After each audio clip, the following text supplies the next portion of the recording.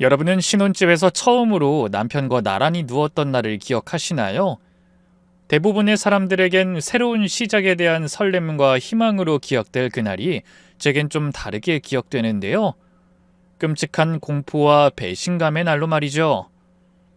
신혼집에 입주한 첫날 밤 문틈 너머로 들려온 남편의 목소리에 제 삶은 순식간에 악몽으로 변해버렸으니까요. 오랫동안 가슴속에만 품고 있던 그 사연을 오늘 썰밤 가족분들께만 털어놓으려 하는데요. 마지막에 기막힌 반전이 숨어 있으니 꼭 끝까지 들어주시길 바랍니다. 그럼 시작해 볼게요. 옛날엔 편부, 편모 가정이라고 많이 불렀는데 요즘은 한부모 가정이라고 말한다죠. 저 역시 어릴 때부터 아빠 없이 자란 한부모 가정 출신이에요. 잘 기억나진 않지만 3살 무렵 아빠는 다른 여자와 눈이 맞아 도망치듯 집을 나가버렸죠. 엄마와 저를 헌신짝 버리듯 내팽개치고 말이에요. 그 뒤로 저는 엄마와 단둘이 살아왔습니다. 엄마는 저를 키우기 위해 안 해본 일이 없었어요. 남의 집 청소며 식당 허드렛 일까지 온갖 굳은 일을 다 하셨죠. 엄마는 제가 아빠의 빈자리를 느끼지 않도록 최선을 다하셨어요. 빠듯한 형편임에도 제가 갖고 싶다 하면 브랜드 운동화나 예쁜 머리핀 같은 것도 척척 사주셨고요. 일이 아무리 바빠도 학교 운동회나 학부모 참관 수업에 꼭 와주셨죠. 하지만 한부모 가정인 분들은 아실 거예요. 비단 고아가 아니라 하더라도 엄마나 아빠 어느 한쪽이 없으면 어쩔 수 없이 결핍이 생긴다는 걸요. 저 역시 열심히 일하는 엄마 덕분에 배를 곪은 적은 없지만 마음만큼은 어딘지 모르게 늘 허기졌던 것 같아요. 아무래도 주변에 아빠가 있는 친구들과 비교가 될 수밖에 없었으니까요. 초등학교 2학년 때였던가요?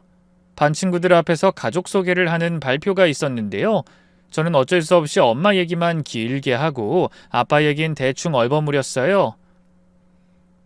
거짓말을 할까 생각도 해봤는데 그건 왠지 모르게 죄책감이 들었거든요. 그런데 발표가 끝난 뒤 짝꿍이 묻더군요. 지영아, 너네 아빠는 뭐 하셔? 아, 그게 회사원? 잘 모르겠어. 잘 모르겠다니? 아빠가 무슨 일 하는지도 몰라? 난 아빠랑 같이 안 살아. 그러자 짝꿍이 두 눈을 동그랗게 떴어요. 진짜? 왜? 어디 멀리 일하러 가셨어? 그때 그냥 그렇다고 하고 말 것을 쓸데없이 솔직했던 저는 망설이다 고개를 가로저었어요. 아니, 엄마랑 아빠가 이혼하셔서 같이 안 사는 거야. 아, 그렇구나. 미안해. 짝꿍이 괜한 걸 물었다는 듯한 표정으로 제게 사과했어요. 저를 보는 두 눈엔 동정심이라고 해야 할까요? 불쌍한 아이를 보는 듯한 감정이 넘실거렸죠. 참 이상하죠? 그게 아빠 없는 애라고 놀림을 받는 것보다 더 싫더군요. 학교에선 애써 감정을 내리눌렀지만 방과 후 집으로 돌아가는 길에 갑자기 훅 눈물이 터졌어요. 그리고 그 눈물은 엄마가 고된 일과를 끝내고 퇴근했을 때까지도 멈추지 않았죠. 지영아, 왜 그래? 너 왜 울고 있어? 어디 아파? 엄마, 아빠는 왜 우릴 버린 거야? 내가 뭘 잘못했어? 저는 놀라서 달려온 엄마를 붙잡고 물었어요. 그러자 엄마의 표정이 일순 아프게 허물어지더군요. 갑자기 아빠 얘기는 왜 꺼내고 그래? 학교에서 무슨 일 있었어? 오늘 국어 시간에 가족 소개 발표를 했는데. 저도 철없게도 학교에서 있었던 일을 미주알 고주알 다 말해버렸어요. 그러자 엄마는 한동안 아무 말도 못하고 입술만 깨무셨죠. 지금 생각해보면 어린 딸이 학교에서 그런 일을 겪었다는 게 얼마나 마음이 아프셨을까요? 하지만 엄마는 애써 표정을 갈무리한 뒤 손등으로 제 눈물을 닦아주며 말했어요. 지영아, 아빠가 그렇게 떠난 건 지영이 네 잘못이 아니야. 그냥 엄마 아빠가 서로 잘 안 맞아서 더는 같이 살지 않기로 했을 뿐이야. 아빠는 비록 떠났지만 그래도 여전히 지영이 너를 생각하고 계셔. 버린 게 아니야. 정말? 근데 왜 아빠는 날 보러 오지 않는데? 왜 내 생일에도 선물 안 주고 전화도 안 하는데? 그건 아빠가 바빠서, 너무 바빠서 그래. 나중에 바쁜 일 다 끝나면 지영이 보러 오실 거야. 엄마는 그렇게 둘러댔지만 아빠는 이후 단 한 번도 저를 찾은 적이 없었어요. 아빠가 도망갔던 그 여자와 재혼해서 자식들까지 낳고 살았다는 건 아주 나중에야 알게 됐는데요. 그 사실 역시 제게 참 커다란 상처가 되었네요. 얼굴도 모르는 이복 동생들에게 아빠를 빼앗긴 기분이었죠. 중학생이 되면서는 점점 아빠라는 단어에 과민 반응을 보이게 됐어요. 친구들이 아빠랑 뭘 했다는 둥, 아빠가 뭘 사줬다는 등 아빠 얘기만 꺼내면 괜히 혼자만 벽에 갇힌 것 같은 느낌이 들었죠. 그러다 보면 자연스레 그 친구들과의 거리도 조금씩 멀어졌고요. 고등학생 땐 아예 남자라는 존재에 대해 막연한 거부감이 생겨버렸어요. 남자들은 언젠가 다 떠나버리는 존재야 라는 말도 안 되는 믿음 같은 게 뿌리내려 있었죠. 물론 겉으론 아무렇지 않은 척 했지만요.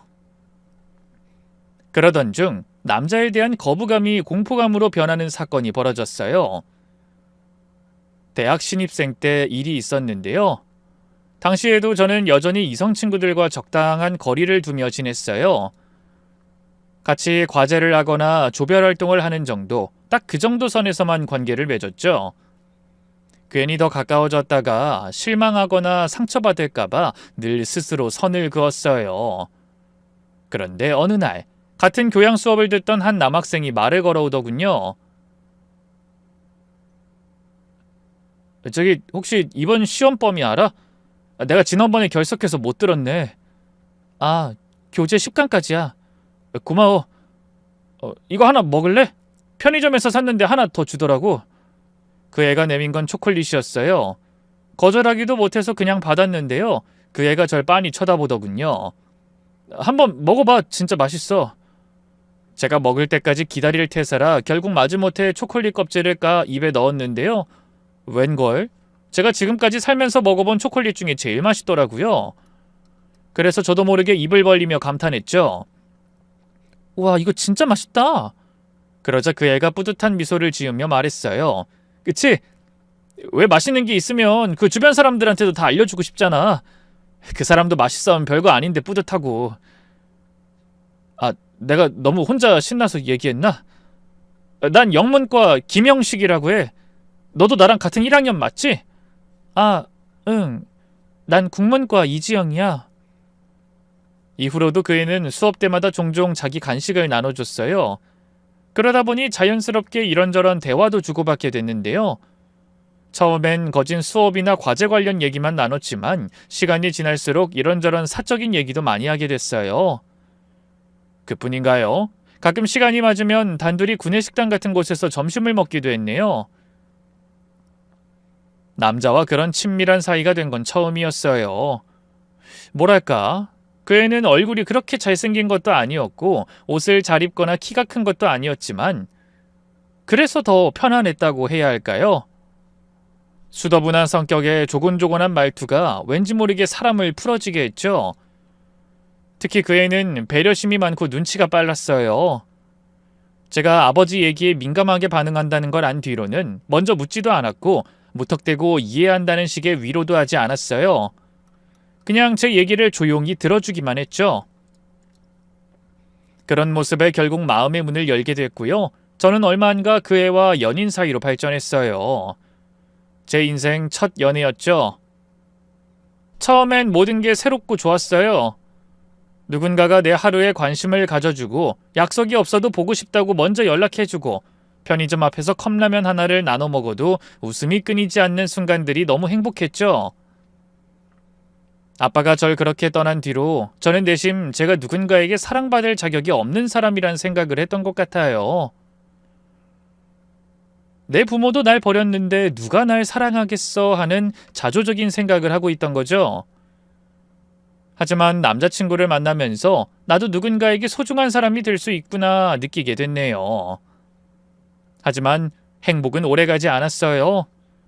몰랐는데 남자친구는 연인에 대한 집착이 큰 사람이었어요. 전 여자친구가 바람둥이에 상습적인 거짓말쟁이였다고 하더군요. 그래서 제 일거수일투족을 다 속속들이 알려고 했고요. 제가 친구랑 통화를 하다가 웃기라도 하면 누구야? 남자야? 왜 웃는데? 라며 다그쳤어요. 그래도 연애 초반엔 사랑하는 마음이 더 커서 견딜 수 있었는데요. 시간이 흐를수록 남자친구의 그런 집착이 점점 버거워지더군요. 전화를 바로 받지 않으면 받을 때까지 10통이고 20통이고 걸어댔고요. 그래도 안 받으면 쉴 새 없이 문자를 보냈어요. 언제 끝나? 학교 앞에서 1시간째 기다리는 중. 전화 좀 받아. 걱정되잖아. 혹시 다른 놈이랑 있는 건 아니지? 남자친구의 사랑은 언젠가부터 족쇄가 돼 저를 졸라맸어요.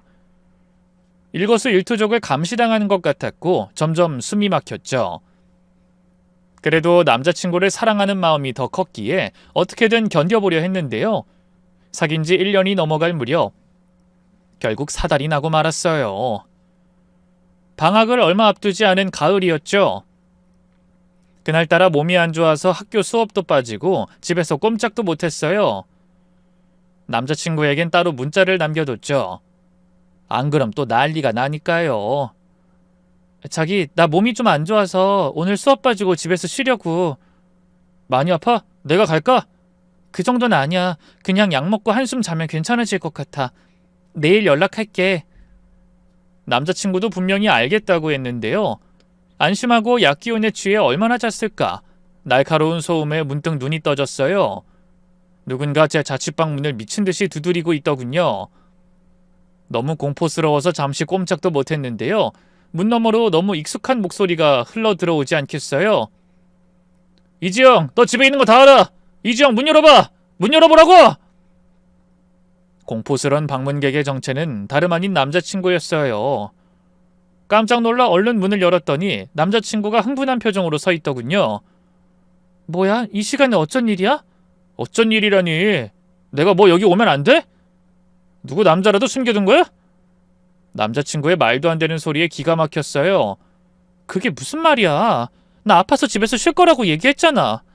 거짓말인지 알게 뭐야? 뭐? 거짓말? 그래. 너 요즘 툭하면 아프다고 하잖아. 혹시 남자라도 생긴 건가 해서. 그러면서 남자친구는 희번덕한 눈으로 제 방 여기저기를 훑어봤어요. 그 순간 깨달았네요. 남자친구는 단순히 여자친구에 대한 집착이 심한 정도를 넘어 제정신이 아니란 걸요. 그러자 정이 뚝 떨어지면서 지긋지긋하단 생각이 들더라고요. 도대체 왜 그렇게 사람을 사사건건 의심하는 거야? 내가 진짜 바람이라도 피웠으면 몰라. 기가 막혀서 진짜. 확실해? 정말 혼자 있었어? 그렇다고 했잖아. 나 더는 이렇게 못 살겠어. 우리 헤어지자. 결국 제 입에서 이별을 고하는 말이 흘러나왔는데요. 그 순간 남자친구의 표정이 무시무시해졌어요. 뭐? 너 지금 헤어지자고 한 거야? 역시 그럴 줄 알았어. 다른 남자 생긴 거 맞지? 아니라고 할 틈도 없이 남자친구가 제게 달려들었어요. 그리고 미친 듯이 주먹을 휘두르기 시작했죠. 결국 너도 똑같은 더러운 여자였던 거야. 내가 널 얼마나 좋아했는데, 얼마나 사랑했는데 어떻게 날 버리고 다른 남자랑 또 붙어먹어. 아파. 그만. 제발 그만해. 온몸이 부서지는 것 같은 끔찍한 통증에 저는 비명을 지르며 몸을 웅크렸어요. 엉엉 울며 그만하라고 애원했지만 남자친구는 절대 멈추지 않았죠. 이대로 죽는구나 싶었던 바로 그때였어요. 복도 끝에서부터 누군가 달려오는 소리가 들렸어요. 이어 거친 숨을 몰아쉬며 나타난 건 바로 옆집 아주머니였죠. 뭐야? 너 지금 뭐 하는 거야? 경찰 불렀으니까 허튼 짓 할 생각 마라. 아니 난... 그 소리에 놀란 남자친구가 주춤하더니 아주머니가 휴대폰을 들고 경찰과 통화 중이라는 걸 확인하자 그대로 아주머니를 밀치고 도망가 버렸어요. 그제야 살았다는 안도감이 전신을 감싸더군요. 바닥에 쓰러진 채 눈물과 피가 뒤섞인 얼굴로 아주머니를 올려다보며 그제야 겨우 한마디를 뱉었죠. 아주머니 덕분에 살았어요. 감사합니다. 아이고 학생 괜찮아? 괜찮은 거야? 아주머니가 황급히 다가와 제 상체를 일으켰어요. 하지만 저는 더는 버티지 못하고 그대로 기절해버렸죠. 다시 눈을 떴을 땐 병원이었어요. 다행히 생명엔 지장이 없었지만 갈비뼈 2대가 금이 갔고요. 눈 아래는 멍이 심하게 들었고 손목에도 골절이 있었죠. 뒤늦게 연락을 받고 달려온 엄마는 제 몰골을 본 순간 주저앉아 통곡하셨어요. 이게 대체 무슨 일이야? 이 작은 애를 때릴 데가 어딨다고? 너 도대체 어떤 남자를 만나고 다닌 거야? 하라는 공부는 안 하고? 엉엉 우는 엄마 앞에서 너무나 죄송했고 제 자신이 한없이 부끄러웠어요. 내가 왜 그런 쓰레기 같은 애를 사랑한다고 착각했을까? 왜 이렇게 될 때까지 헤어지지 못했을까? 사실 저는 피해자일 뿐 아무 잘못이 없잖아요. 그런데도 자꾸만 제게서 잘못을 찾게 되더군요. 남자친구는 사건 직후 경찰에 붙잡혔지만 도주 위험이 없다는 이유로 구속은 되지 않았고요. 며칠 뒤 눈물 콧물 흘리며 절 찾아왔어요. 미안해 지영아. 내가 잠깐 미쳤었나 봐. 널 너무 사랑해서 그랬어. 그 기막힌 변명에 헛웃음이 나오더군요. 뭐? 나를 사랑해서 그렇게 집착하고 때린 거라고? 그걸 말이라고 해? 나도 내 사랑 방식이 잘못됐다는 거 알아. 하지만 그건 내 탓이 아니야. 전 여친이 하도 바람 피우고 거짓말 해대는 통에 요즘 네가 자꾸 나를 피하는 것 같아서 그래서 너도 나 속이고 뒤에서 몰래 다른 놈 만나는 거 아닌가 의심이 됐어. 넌 내 전 여친이랑 다른데 그럴 리가 아닌데. 미안해. 다신 안 그럴게. 딱 한 번만 용서해줘. 차라리 날 때려도 좋으니까 제발 헤어지잔 말만을 하지 말아주라. 병실 문 앞에서 무릎까지 꿇은 남자친구를 보며 마음이 흔들리지 않았다면 거짓말이에요. 제게도 분명 남자친구를 좋아했던 시간이 있었으니까요. 하지만 엄마가 그런 절 붙잡고 단호하게 말씀하셨어요. 지영아, 한 번 때린 놈이 두 번은 못 때리겠니? 사랑한다면 그럴 순 없는 법이야. 하물며 개 한 마리를 키워도 꼬리라도 잘못 밟으면 너무 미안해 죽겠는 게 사람 마음인데 널 키우는 개만도 못하게 취급하는 그런 놈한테 절대 네 인생 또 맡기지 마. 엄마의 조언을 들으니 정신이 번쩍 들더군요. 저는 결국 남자친구와 이별을 선언했어요. 처음엔 남자친구도 그걸 받아들인 듯 보였죠. 하지만 그건 끝이 아닌 시작에 불과했어요. 그 뒤로도 남자친구는, 아니 그 사람은 제 주변을 어슬렁거리기 시작했어요. 학교 앞, 자취방 앞, 심지어 친구들과 가는 카페까지. 우연이야 라고 말했지만 하루 이틀도 아니고 계속 반복됐죠. 전화번호를 바꾸고 자취방도 옮겼지만 학교까지 옮길 순 없잖아요. 전 남자친구는 여전히 제 주변을 그림자처럼 맴돌았고 하루하루가 지옥이었어요. 남자친구를 2번이나 경찰에 신고했지만 그때마다 남자친구는 접근하지 않겠다는 서약서만 쓰고 풀려났죠. 지금도 그렇지만 그땐 특히 스토킹에 대한 제대로 된 법 조항조차 없었으니까요. 사는 게 아니었어요. 매일 누가 나를 따라오는 것 같고 뒤에서 갑자기 덮칠 것만 같은 불안감에 시달렸죠. 그러던 어느 날이었어요. 학기 말이라 과제를 마치고 늦게 귀가하던 길이었죠. 횡단보도 앞에 서 있는데 누군가 뒤에서 제 이름을 불렀어요. 다름 아닌 전 남자친구였죠. 술을 얼마나 마신 건지 비릿한 알코올 냄새가 코를 찌르더군요. 지영아, 나 진짜 너 없으면 안 될 것 같아. 제발 나 좀 받아주라. 왜 이래, 저리 가. 이거 놓으라고. 도대체 언제까지 날 따라다닐 건데? 벌 줄 만큼 줬잖아. 너야말로 도대체 언제까지 날 이렇게 힘들게 할 건데? 전 남자친구가 언성을 높이며 제 팔을 낚아챈 순간 다시 심장이 쿵 내려앉았어요. 전 남자친구가 저를 무자비하게 때리던 그날이 생각났죠. 왜 또 나타난 거야? 제발 그만해! 내 인생에서 사라지라고! 저는 젖먹던 힘을 다해 전 남자친구를 뿌리쳤고요. 그대로 횡단보도를 건너 앞으로 내달렸어요. 전 남자친구는 당황하던 것도 잠시 이내 저를 쫓아오기 위해 따라붙었는데요. 바로 그 순간 횡단보도 건너편에서 오던 차가 전속력으로 달려왔어요. 전 남자친구는 저를 붙잡으려다 그대로 차에 치였고요. 순식간에 바닥에 내동댕이 쳐졌죠. 사고 이후 전 남자친구는 반신불수가 됐어요.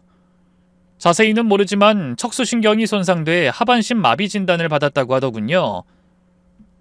평생 스스로의 힘으론 일어날 수도 누울 수도 없게 된 거예요. 전 남자친구는 그렇게 학교를 자퇴하고 제 인생에서 사라졌어요. 하지만 그 사건 이후로도 저는 계속해서 전 남자친구의 악몽에 시달렸죠. 아무리 절 괴롭혔던 사람이라 해도 제 앞에서 피범벅이 되어 쓰러지는 모습을 본 건 너무나 끔찍했거든요. 하지만 동시에 생각했어요. 그 사고로 제가 그 지옥에서 벗어날 수 있던 거라고. 어쨌든 그날 이후 저는 다짐했죠. 앞으로 어떤 일이 있어도 절대 남자는 만나지 않겠다고 말이죠. 그렇게 저는 스스로 단단한 껍질을 뒤집어 쓴 채 30이 넘도록 아무도 제 곁에 들이지 않고 살았어요. 사랑도 연애도 결혼도 그저 남의 이야기처럼 들렸죠. 하지만 그런 저에게도 다시 한번 인연이 찾아오더군요. 계기는 다름 아닌 엄마의 건강 악화였어요. 그 무렵 엄마가 심장 쪽에 문제가 생겨 입원을 하게 됐는데 병원 침대에 누워 제 손을 꼭 잡으며 그러셨어요. 지영아, 엄마가 혹시라도 무슨 일 생기면 너 혼자 남는 거잖아. 엄만 네가 엄마처럼 외롭게 안 살았으면 좋겠다. 좋은 남자 만나 얼른 가정 꾸렸으면 좋겠어. 그 말에 가슴이 뭉클하면서도 숨이 막히는 기분이었어요. 그동안 연애도 결혼도 남의 일이라며 철저히 선을 긋고 살았는데 막상 엄마가 절 걱정하는 걸 보니 문득 난 정말 끝까지 혼자일 수 있을까 하는 생각이 들더라고요. 저도 사람인데 외로움을 느끼지 않을 리 없었으니까요. 때마침 그 무렵 지인을 통해 소개팅 자리가 하나 들어왔어요. 저보다 4살 연상의 세계적으로 이름난 IT 회사에 다니는 남자였는데 정말 좋은 사람이라고 하더군요.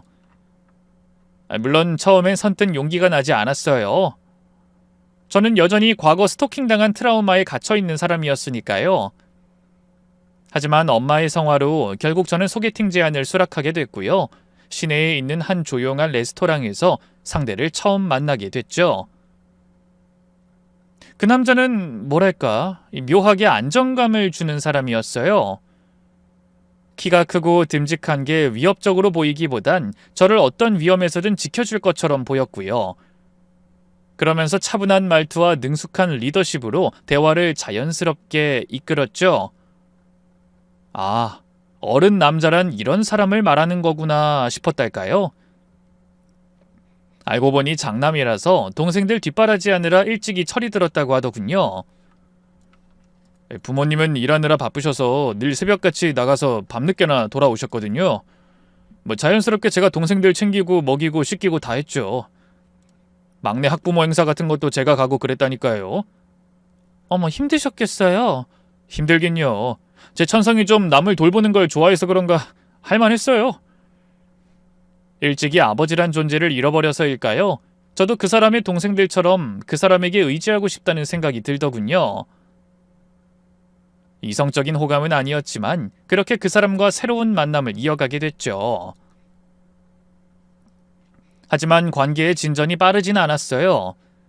아무래도 저는 전 남자친구와 아버지에 대한 트라우마 때문에 머뭇거리게 되는 게 있었고요. 그 사람도 과하게 들이대는 스타일은 아니었거든요. 같이 있을 때도 애정 표현을 마구 한다거나 무슨 말을 억지로 끌어내려고 하지 않았어요. 그저 제가 피곤해 보이면 말없이 어깨를 내어주고 좋아하는 음악을 틀어주는 사람이었죠. 그래서 더 마음이 갔던 것 같아요. 정말 그 사람하고라면 새롭게 시작할 수 있을 줄 알았는데 어느 날 평소처럼 데이트를 끝내고 그가 집까지 바래다 주던 길이었어요. 정지 신호에 차가 멈춰선 순간 그가 갑자기 제 쪽으로 몸을 기울였어요. 직감적으로 입을 맞추려 한다는 걸 알았죠. 그가 그렇게 먼저 스킨십을 시도한 건 처음이었어요. 제 과거 연애사를 듣고는 기다려주겠다 했었거든요. 오래 사귄 만큼 받아줘야 한다는 걸 알았지만 그의 입술이 제 입술에 닿으려던 순간 본능처럼 몸이 확 굳어버렸어요. 일순 전 남자친구와의 기억이 떠오른 거예요. 갑작스럽게 숨이 막혀왔고 저는 재빨리 그를 밀쳐냈죠. 미안해. 나 먼저 갈게. 그는 아무 말 없이 절 바라보다 그저 조용히 고개를 끄덕였어요. 그렇게 도망치듯 그의 차에서 내려 달아나듯 도로 쪽으로 뛰었을 때였어요. 신호가 바뀌었는지도 모르고 횡단보도를 건너려던 찰나 오른쪽에서 빠르게 달려오던 오토바이 한 대가 시야를 스쳤어요. 그대로 주저앉을 뻔한 그 순간 누군가 제 어깨를 세게 잡아 끌더니 온몸으로 저를 감싸며 땅에 함께 넘어졌어요. 눈앞이 빙글 돌고 귀에선 삐 하는 이명이 들렸죠. 괜찮아? 어디 다친 데 없어? 흐릿한 시야 속에서 그 남자의 얼굴이 보였어요. 숨을 헐떡이며 제 몸 여기저기를 확인하던 그는 이내 큰 목소리로 외쳤죠. 신호를 보고 건너가야지. 큰일 날 뻔했잖아. 미안해, 영철씨. 난 그저... 일단 병원부터 가자. 그가 그 자리에서 저를 안아들어 다시 차에 태웠어요. 조수석에서 놀란 마음을 추스르는데 문득 운전대를 잡은 그의 팔목에서 피가 흘러내리고 있더군요. 저를 감싼 채 바닥을 구르다 다친 것 같았어요. 영철씨, 피나. 팔에서 피가 난다고. 그러자 그는 대수롭지 않다는 듯 흘낏 보더니만 옷에 쓱쓱 닦아냈어요. 이 정도쯤은 간지럽지도 않아. 난 괜찮으니까 움직이지 말고 얌전히 앉아있어. 어딜 어떻게 다쳤을지 몰라. 지금 내 걱정할 때야? 난 나보다 당신이 더 걱정돼. 그 말에 일순 눈물이 핑 돌더라고요. 이 사람이라면 믿어도 되지 않을까? 하는 생각이 들었죠. 저도 모르게 팔을 뻗어 그 사람에게 입을 맞췄어요. 저희의 첫 키스였죠. 그렇게 저는 제 삶에 다시 누군가를 들이게 됐어요. 이전보다 적극적인 저의 태도에 그도 더욱더 열렬하게 애정을 표현했고요. 저희는 그럴 일이 없었어요. 그 사람이 뭐든 다 제 의견에 맞춰줬고요. 예비 시부모님과 사소한 의견 갈등이 생겨도 나서서 막아주곤 했거든요. 내가 이 사람을 만나려고 그동안 그렇게 힘들었구나 하는 생각이 들 정도였어요. 그런데 한 가지 이상한 점이 있었어요. 그건 바로 남자친구가 휴대폰에 지나치게 집착한다는 거였죠. 늘 휴대폰을 손에서 떼지 않았고 샤워를 하러 갈 때도 꼭 들고 들어가더군요. 거기까진 그러려니 했어요. 요즘 현대인들 다 비슷비슷하니까요. 하지만 남자친구는 다른 사람이 자기 휴대폰에 손대는데 엄청 민감했어요. 한 번은 남자친구가 화장실에 가면서 깜빡하고 휴대폰을 두고 갔는데요. 그 사이 전화가 와서 제가 들고 화장실로 갖다 줬더니 그 사람이 씻다 말고 다급하게 휴대폰을 채가더군요. 뭐 하는 거야? 내 핸드폰을 왜 당신이 갖고 있어? 아니, 저기 협탁 위에 있길래 벨소리가 울려서 회사 전화일까봐 갖다 주려고. 됐어. 앞으로는 신경 쓰지 마. 나 내 물건에 누가 손대는 거 싫어해. 그 뒤로 남자친구는 한층 더 철저하게 자기 휴대폰을 챙겼어요. 심지어 저랑 같이 있을 때 문득 제 시선이 휴대폰으로 향하면 곧장 화면을 엎어버리곤 했죠.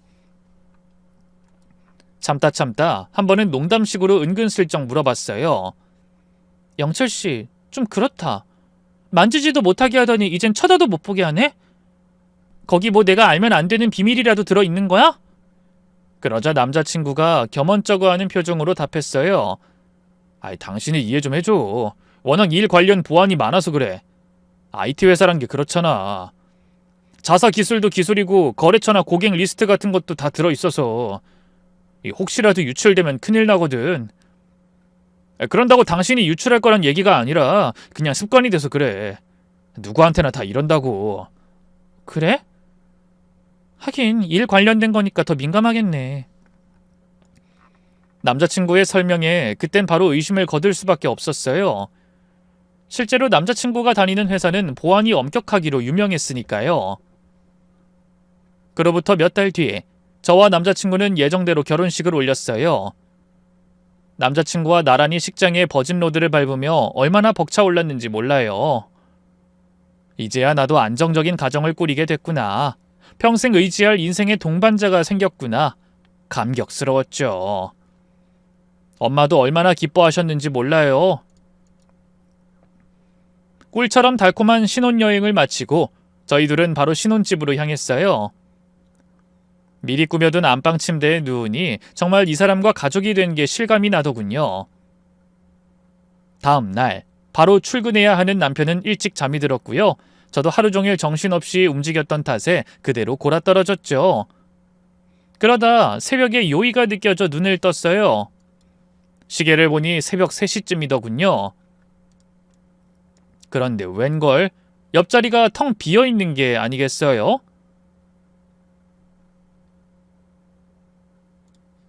처음엔 화장실에 갔겠거니 했어요. 하지만 안방 화장실엔 아무도 없더군요. 그때 밖에서 뭔가 움직이는 인기척이 느껴져 남편인가 하고 거실로 나왔어요. 어둠 속에 잠긴 집안은 숨막힐 듯 고요했는데 아직 새 집이라 그런가 좀 무섭더군요. 여보 어딨어? 주방에 있어? 조심스럽게 남편을 부르며 주방 쪽으로 이동하려던 찰나였어요. 복도 건너 작은 방 쪽에서 희미하게 불빛이 새어나오더군요. 이상했어요. 그 방은 신혼살림 정리하느라 짐만 잔뜩 쌓아둔 창고 같은 곳이었거든요. 여보 거기 있어? 의아한 마음을 안고 그쪽으로 발걸음을 옮기려는데 바로 그 다음 순간 들려온 남편의 목소리에 온몸이 얼어붙었죠. 와이프 깨겠다. 10분 안에 끝내자. 남편은 분명 혼자일 텐데 누군가와 대화를 나누는 것 같았어요. 뭘 10분 안에 끝내자는 거지? 내가 깨서 보면 안 되는 일을 하고 있다는 건가? 남편의 뜻모를 소리에 심장이 요동쳤고 온몸이 얼어붙은 것처럼 움직이지 않았어요. 저는 간신히 발끝을 움직여 살금살금 남편이 있는 방 앞으로 다가갔죠. 그리고 문틈으로 아주 살짝 고개를 숙였는데요. 그 순간 제 눈앞에 펼쳐진 건 도저히 믿기 힘든 광경이었어요. 방 안엔 책상 하나를 중심으로 모니터가 여러 대 놓여 있었고 전선과 외장하드, USB가 어지럽게 얽혀 있었어요. 그리고 그중 한 모니터에는 너무나 끔찍한 장면이 떠 있었어요. 화면 속엔 알몸의 여자들이 차례로 비춰지고 있었는데요. 한눈에 봐도 야한 동영상을 찍는 전문 배우가 아닌 일반인들이었어요. 자기가 찍히는지도 모르고 화장실에서 샤워를 하거나 알몸으로 옷을 갈아입더군요. 경악스러운 일은 거기서 끝이 아니었어요. 남편은 그 영상들을 한쪽 컴퓨터에 옮기면서 누군가와 통화를 하고 있었는데요. 그 남자가 뭐라 부르니 낄낄대며 입을 열더군요. 우리 와이프? 그럼 확실하게 찍었지. 이번 신혼여행지에서 대박 영상 건졌다. 남편이 컴퓨터 화면 한 구석을 클릭하자 작은 영상이 전체 화면으로 재생됐어요. 너무나 익숙한 화장실. 제가 어제까지 있던 신혼여행지 숙소 화장실이었죠. 그리고 믿기지 않게도 그 안엔 제가 있었어요. 샤워를 하고 나와 수건을 두른 채 거울 앞에서 머리를 말리는가 하면 볼일을 보는 장면도 있었죠. 저는 꿈에도 모르는 사이 찍힌 지극히 사적인 순간들이었어요. 영상을 확인한 수화기 넘어 남자의 웃는 소리가 제 귀에까지 들려왔어요. 독한 놈. 진짜 지 와이프까지 몰래 찍었네? 그럼 하와이까지 갔는데 뽕을 뽑아야지. 첫날부터 마지막 날까지 쭉쭉 카메라 돌렸어. 이거 올리면 무조건 순위권 안착이야. 우리 와이프 몸매 하나는 봐줄만 하잖아. 오늘 안에 마무리하고 영상 넘기자. 네 와이프한테는 안 들킨 거 맞지? 지금도 세상 모르게 자는 중이야. 얼른 끝내고 나도 자야지. 피곤해 죽겠다. 맞아요. 남편은 여자들의 불법 촬영물을 찍고 유포하는 일을 하고 있었던 거예요. 새벽 시간에 저모르게 공범과 함께 그 자료를 정리하고 송출하고 있던 거죠. 그걸 깨닫고 나니 눈앞이 새하얘졌어요. 숨조차 쉴 수 없을 만큼 큰 충격이 밀려왔고 심장은 귀에서 요동치는 북처럼 울렸죠. 하지만 언제까지 그렇게 넋놓고 있을 수만은 없었어요. 도망쳐야 돼. 저는 바닥에 주저앉을 뻔한 몸을 겨우 붙잡고 그 어떤 소리도 내지 않은 채 뒷걸음질 쳤어요. 그리고 재빨리 현관으로 달려갔죠. 신발도 채 신지 못하고 그렇게 문을 열고 도망가려던 바로 그 순간이었어요. 당신 거기서 뭐해? 남편의 목소리가 등 뒤에서 들려왔어요. 현관문 손잡이에 손을 댄 찰나 남편이 어느새 방 밖으로 나와 절 발견한 거예요. 두 눈이 마주쳤고 제 눈에 깃든 공포심을 본 순간 남편은 단번에 상황을 파악했어요. 당신 다 봤구나. 아니야, 난... 아니긴 뭐가 아니야. 다 본 거 맞구만. 저는 남편을 무시한 채 그대로 현관을 열고 밖으로 나가려 했어요. 하지만 그보다 더 빠르게 남편이 제게 달려들었고요. 머리채를 잡아 그대로 거실 한복판에 내동댕이 쳐버렸죠. 아이씨, 야, 너 어디까지 봤어? 전부 다 본 거야? 뭐가? 잡았대 생각하지 마! 남편이 우악스럽게 손을 치켜들며 제게 고함을 질렀어요. 늘 다정다감했던 그 사람이랑 동일 인물이 맞는지 의심스러울 지경이었죠. 한편으로는 억울한 마음도 들었어요. 저는 잘못한 게 아무것도 없었으니까요.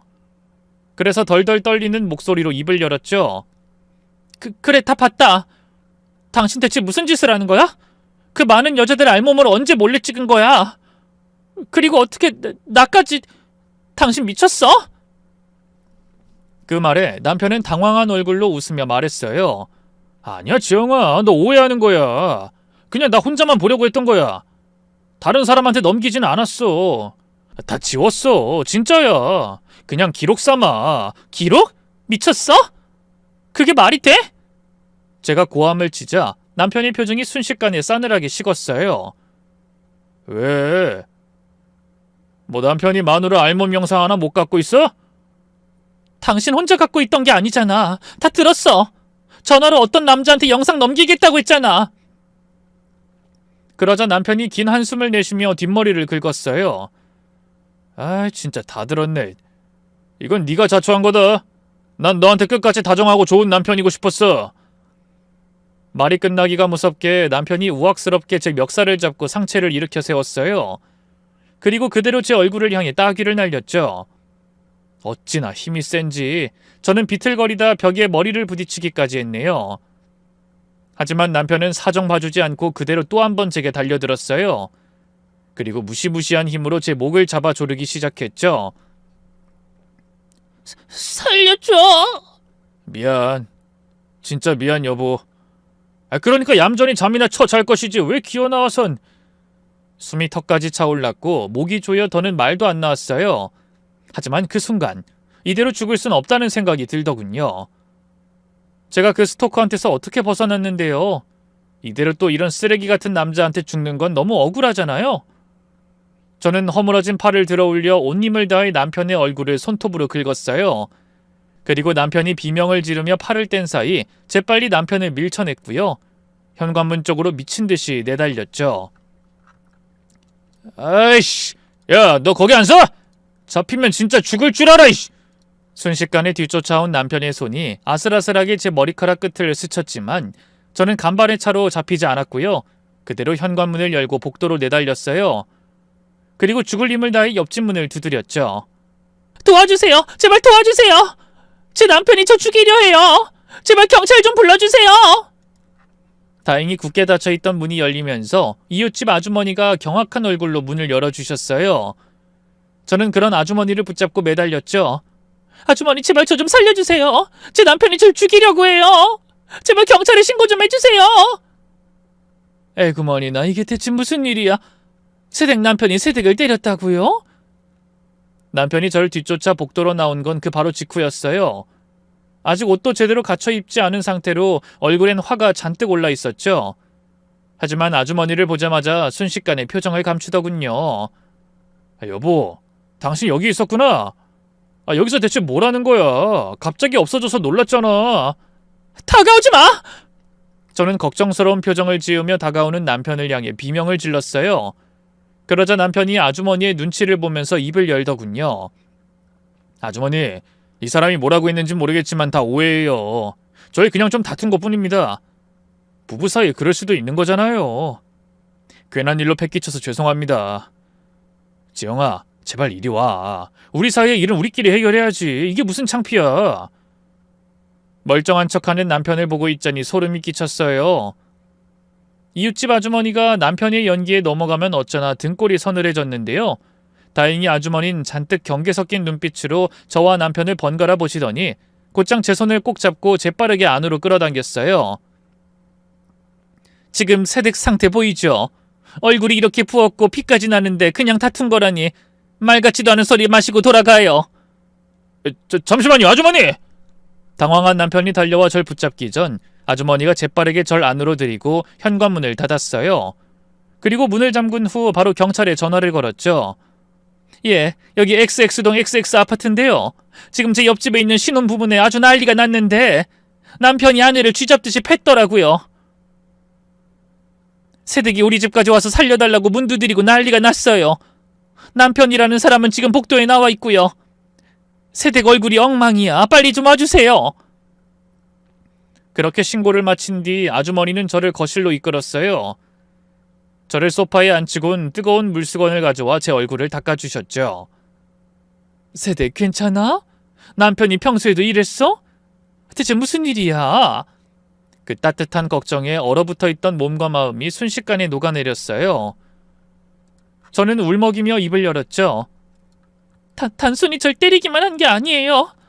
저 사람 몰래 절 찍었어요. 신혼여행 가서 제가 모르는 사이 그걸 영상으로 만들어서 다른 사람이랑 공유하고 있었어요. 저 말고도 다른 여자들 영상도 수두룩했어요. 말하면서도 믿기지 않는 진실에 온몸이 부들부들 떨렸어요. 아주머니 역시 경악하던 것도 잠시, 이내 굳건한 눈빛으로 제 어깨를 토닥이더군요. 세상에 별 미친놈이 다 있네. 됐으니까 세댁은 아무 걱정 마. 곧 경찰 오면 내가 다 얘기해 줄 테니까. 잠시 후 경찰이 도착해 현관문을 두드렸어요. 아주머니는 인터폰으로 경찰들의 얼굴을 확인하고 문을 열어주셨고요. 제게 자초지종을 들은 경찰들이 바로 저희 집으로 건너가 현관문을 두드렸죠. 잠시만요, 경찰입니다. 좀 나와주셔야겠습니다, 남편분. 저는 남편이 진작에 도망쳤을 거라고 생각했는데요. 웬걸? 남편은 태연하게 현관문을 열고 밖으로 나오더군요. 무슨 일이십니까? 아내분한테 들었습니다. 아내분을 비롯한 다른 여자들 불법 촬영물을 갖고 계시다고.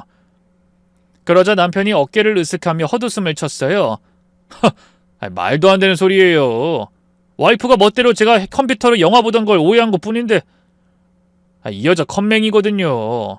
혼자 영화 본 게 죄는 아니잖아요. 일단 확인 한번 해보겠습니다. 뭐 그러시던가요. 참나. 제가 이런 말까지는 안 하려고 했는데 우리 와이프 정신병이 좀 있어요. 가정 환경도 안 좋고 옛날에 사귀던 남자한테 스토킹도 당했었거든요. 근데 저 정신 나간 여자 말만 듣고 무고한 시민을 이렇게... 저희도 일단 신고가 들어왔으면 확인을 해야 돼서요. 뭐 좋습니다. 좋아요. 근데 뒤져보고 아무것도 안 나오면 그땐 제가 와이프 무고죄로 고소해도 되는 거죠? 자기 죄를 딱 잡아떼는 건 물론 저를 정신병자로 몰기 위해 제 아픈 과거까지 들먹이는 남편을 보고 있자니 너무나도 참담한 심정이었어요. 저런 놈에 대체 뭘 보고 결혼까지 결심했던 건지 스스로가 너무 한심하더군요. 그 사이 경찰들은 대대적으로 저희 집을 수색하기 시작했는데요. 웬걸, 컴퓨터는 물론이고 그 많던 외장하드들을 뒤져봐도 뭐가 없더군요. 맞아요. 그 사이 남편이 싹 다 지워버린 거예요. 그래서 의기양양하게 경찰들을 집안으로 들인 거였죠. 뭐 특별한 건 없는데요. 아내분, 정말 제대로 보신 게 맞습니까? 경찰들의 물음에 저는 입술을 깨물었고요. 남편은 회심의 미소를 지으며 어깨를 으쓱했어요. 거 봐요. 와이프가 멋대로 오해해서 난리친 거라니까요. 괜히 경찰분들만 헛걸음하셨네요. 그 뻔뻔한 태도에 더는 분노를 참을 수 없었어요. 웃기지 마! 손바닥으로 하늘을 가릴 수 있을 것 같아? 내가 똑똑히 봤어. 당신이 호텔에 있던 날 몰래 찍은 거, 그리고 그걸 인터넷에 올리겠다고 했잖아. 그러자 남편이 질린다는 듯 한숨을 내셨어요. 제발 그만 좀 해. 내가 대체 무슨 영상을 찍었다고 그래? 아무렴 설마 내 하나뿐인 와이프인 당신한테 그런 끔찍한 짓을 하겠어? 자꾸 이런 식으로 잡아뗄 거야? 내가 뭘... 그래서 뭐 증거라도 있어? 아무것도 없잖아. 당신 내가 전부터 말했지만 정신적으로 너무 불안한 것 같아. 한번 제대로 검사를 받아보는 게... 계속 그렇게 나오시겠다? 더는 참을 수가 없었어요. 저는 조용히 옷 안쪽에 있던 뭔가를 꺼내들었어요. 모두의 시선이 제 손에 쏠렸죠. 없다고? 증거가? 그럼 이건 뭔데? 제가 꺼낸 건 다름 아닌 남편의 핸드폰이었어요. 아까 도망치던 와중에 뭔가 증거가 필요하다는 생각에 거실에 널브러져 있던 남편의 핸드폰을 쥐고 나왔었거든요. 저는 남편의 핸드폰을 천천히, 아주 천천히 꺼내 남편 앞에 내밀었어요. 이 핸드폰 당신 거 맞지? 남편의 얼굴에서 순식간에 핏기가 가셨어요. 눈동자가 흔들리고 입술이 경련을 일으켰죠. 내놔! 안 내놔! 흥분한 남편이 제게 달려들려 했지만 남편 옆에 서 있던 경찰들이 막아섰어요. 그 사이 저는 다른 경찰에게 핸드폰을 건넸죠. 이 안에 모든 증거가 다 있어요. 직접 찍은 다른 여자들이랑 제 영상도 있고요. 공범들하고 나눈 문자 메시지도 아까 아주머니 집에 피신해 있으면서 다 확인했어요. 경찰관이 핸드폰을 받아들고 조심스럽게 화면을 켰어요. 그리고 사진첩에 들어가 증거를 확인한 뒤 침음을 흘리더군요. 아내분 말씀이 다 맞군요. 이건 그냥 단순한 부부싸움이 아니네요. 바로 디지털 성범죄 혐의로 남편분 긴급 체포하겠습니다. 경찰관이 그렇게 말하며 남편에게 수갑을 채우려는 순간 남편이 몸부림치며 발작하듯 소리쳤어요. 아니야! 그건 그냥 개인 기록이야! 난 유포한 적 없다고! 당신 정말 이럴 거야? 나 당신 하나뿐인 남편이잖아. 어떻게 날 이렇게 경찰에 넘길 수가 있어? 하! 남편 같은 소리 하네. 쓰레기 같은 자식. 나 너랑 이혼할 거야. 다신 얼굴도 안 보고 살 거라고. 누구 맘대로 웃기지 마! 내가 널 가만히 둘 것 같아? 이 개 같은... 이성을 잃은 남편이 마구 험한 욕설을 쏟아내기 시작했어요. 하지만 그뿐 더는 제게 손끝 하나 댈 수 없었죠. 그렇게 남편은 그 자리에서 긴급 체포됐고 이후 디지털 포렌식 수사를 통해 핸드폰과 연동된 외장 하드와 인터넷 계정에서 수십 건이 넘는 불법 촬영 영상들이 추가로 발견됐어요. 남편의 전 여자친구들부터 하룻밤 상대들까지 피해 여성들의 수는 생각보다 훨씬 더 많았죠. 당연히 저도 그중 하나였고요. 너무 역겹고 끔찍하더군요. 하지만 남편의 천인공노할 행동은 거기서 끝이 아니었어요. 정신과를 다니며 마음을 추스르고 남편과 이혼 준비를 하던 중 남편의 변호인에게 연락이 왔어요. 저희 의뢰인은 초범이고 깊이 반성하고 있으며 다시는 같은 일을 하지 않겠다고 진술하고 있습니다. 혼인관계였던 피해자께서 선처를 호소해 주신다면 재판부 판단에도 긍정적인 영향을 줄 수 있을 거라고 믿습니다. 변호사의 말은 끝까지 공손하고 점잖았지만 그 내용은 한마디로 이거였죠. 봐달라. 웃기지도 않았어요. 범죄자 주제, 수십 명의 여자들 인생을 망친 주제 어디 뻔뻔하게 봐달란 말이 나오는지. 선처는 없습니다. 한 번만 더 연락하시면 저도 가만히 있지 않을 거예요. 그런 놈을 변호한다는 게 부끄럽지도 않으세요? 제 말에 남편의 변호사는 아무 말도 못하고 전화를 끊었네요. 결국 재판에서 남편은 10년이 넘는 중형을 선고받았어요. 그리고 그 이후 저는 그 사람과 완전히 인연을 끊었습니다. 이혼 소송을 진행해 법적으로도 남남이 됐고요. 더는 얽히고 싶지 않아 이사를 가고 전화번호도 모두 바꿨어요. 남편이 어떤 삶을 살고 있든 더는 궁금하지 않아요. 설사 출소한다 해도 두려울 것도 없고요. 저는 잘못한 게 아무것도 없으니까요. 더는 지은 죄도 없는데 위축된 삶을 사는 건 그만두려고요. 다행히 현재 저는 과거의 트라우마를 극복하고 새로운 삶을 살아가고 있어요. 전 남편과 이혼 후 좋은 남자를 만나 재혼도 했고요. 눈에 넣어도 아프지 않을 만큼 사랑스러운 딸과 아들도 하나씩 낳아 잘 키우고 있답니다. 사실 전 남편에게 받은 상처가 완전히 다 나은 건 아니에요. 아직도 텔레비전에서 불법 촬영물에 대한 뉴스를 보거나 할 때면 가슴이 미친 듯이 뛰고 숨이 턱 막힌답니다. 그래도 옆에서 힘이 되어주는 남편과 아이들이 있기에 견딜 수 있는 것 같아요. 어떤 분은 그렇게 남자에게 데이고도 또 남자를 만나 결혼을 했냐고 손가락질 하실 수도 있을 텐데요. 결국 사람에게 받은 상처는 사람으로 이겨낼 수밖에 없는 것 같아요. 인간이란 동물은 결코 혼자 설 수 없는 존재니까요. 그리고 제가 운이 나빴을 뿐 세상엔 분명 좋은 남자도 많이 있는 거잖아요. 저희 남편처럼 말이죠. 물론 제가 완벽한 사람이 아닌 것처럼 저희 남편도 완벽한 건 아니에요. 잘 삐치기도 하고 어떤 부분에서는 무심하기도 하고. 하지만 적어도 저를 버린 아빠처럼 무책임하다거나 전 남편처럼 폭력적인 사람은 아니니까요. 저를 너무나 사랑해주는 한편으로 제 독립성과 자유 또한 존중해준답니다. 이렇게 지난 날을 글로 옮겨 적고 나니 새삼 남편에 대한 애정과 고마움이 더 커지는 것 같아요. 오늘은 저녁 반찬에 신경 좀 써야겠어요. 긴 얘기 들어주셔서 고맙습니다. 모두 건강하세요.